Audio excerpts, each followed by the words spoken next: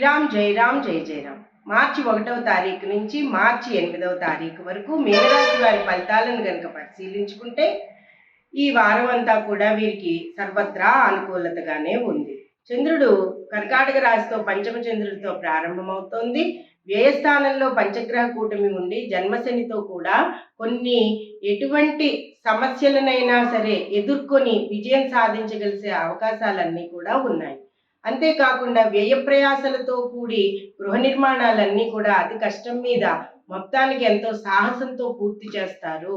అర్ధాష్టమకుడి ప్రభావం వలన కొన్ని సమస్యలు ఎదురైనా కూడా వాటిని సర్వత్రా విజయోన్ముఖంగా కూడా మీరు ఎదిరించి ఆ సమస్యలకి సాల్వేషన్ అనేది తెచ్చుకుని ఉంటారు.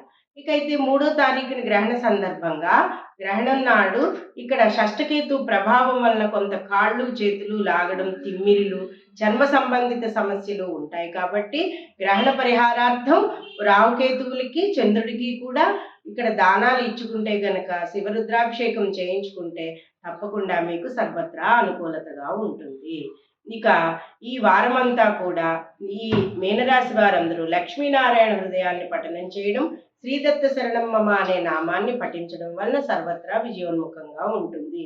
విద్యార్థులు, కళాకారులు, అలాగే వృత్తి ఉద్యోగ వ్యాపారస్తులు అందరూ కూడా ఈ వారంలో రుద్రాభిషేకం చేసుకోవడం, శివాలయ సందర్శనం, ఆంజనేయ స్వామి దేవాలయ సందర్శనము, క్షేత్ర సందర్శనాలు చాలా విశేషంగా చేసుకోవడం వలన సర్వత్రా అనుకూలంగా ఉంటుంది.